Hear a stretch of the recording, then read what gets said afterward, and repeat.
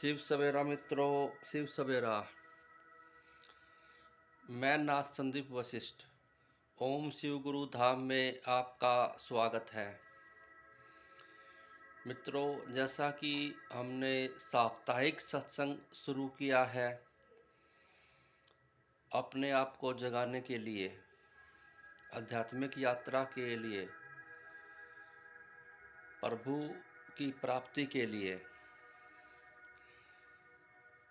उसी को आगे बढ़ाते हैं, उसी क्रम को आगे बढ़ाते हैं।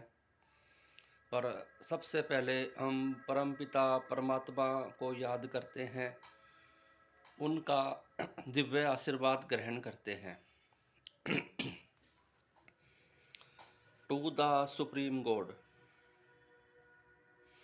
We humbly invoke for your divine blessing, divine guidance, divine help and divine protection. In full faith we thank you, so be it.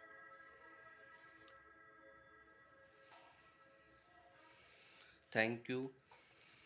अब इस दिव्य आशीर्वाद को आप लोगों से शेयर भी करते हैं। आप अपनी आंखें बंद कर लें और आशीर्वाद को ध्यान से सुनकर ग्रहण करें।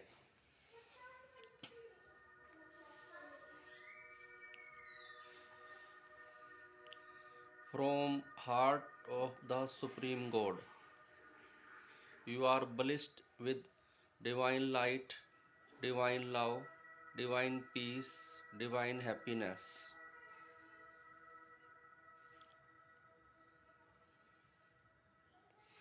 Allow yourself to receive the divine blessing. Absorb the blessing fully, completely and permanently.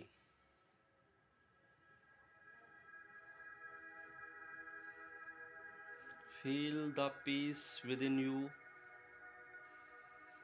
Feel the God's love within you. Feel the divine happiness within you. In full faith, we thank you, so be it.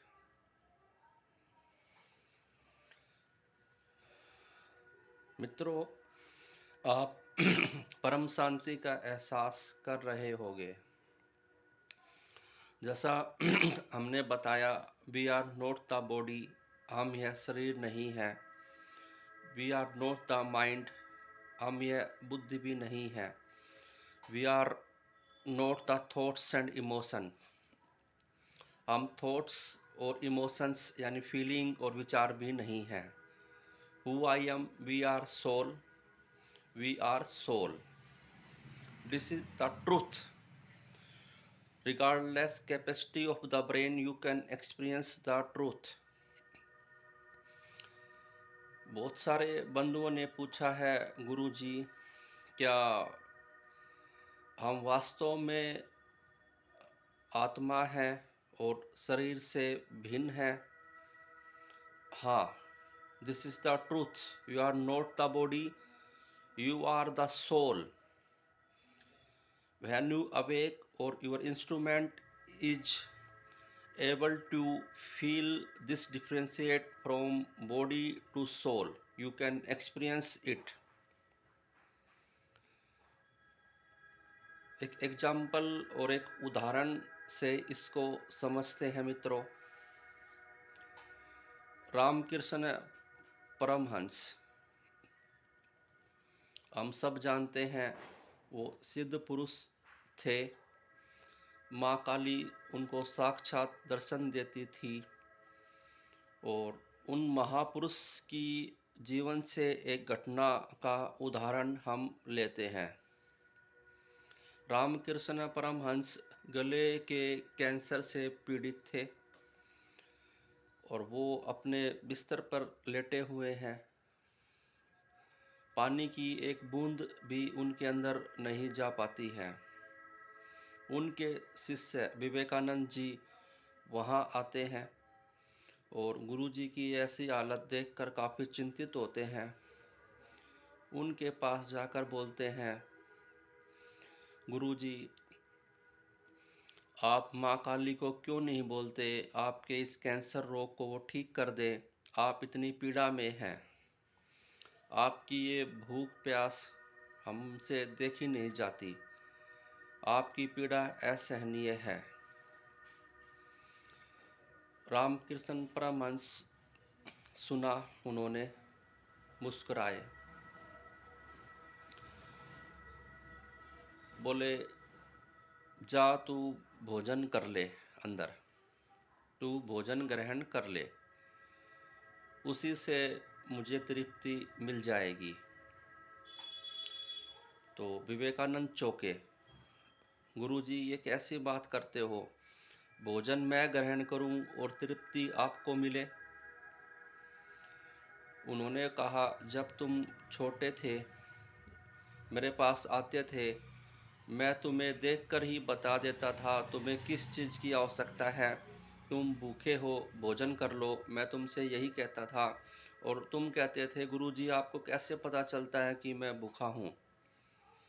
तो उस समय पर जब तुम्हारी भूख मुझे मिल सकती है तो क्या आज तुम्हारी तृप्ति मुझे नहीं मिलेगी? तू भोजन कर ले, तृप्ति मुझे मिल जाएगी।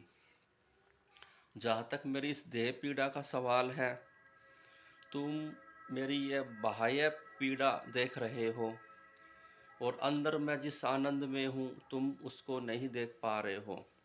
ये पीड़ा तो शरीर की है, मेरी नहीं। मैं तो आनंद में हूँ, मैं उस परम आनंद में हूँ। विवेकानंद सुनकर चुप हो जाते हैं और समझ जाते हैं कि गुरुजी परम आनंद में है, ये पीड़ा तो बाह्य है।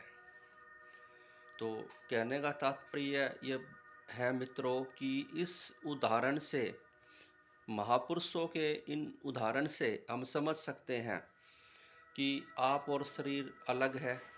दुख सुख कष्ट पीड़ा सब इस भौतिक शरीर के हैं, आपके नहीं हैं।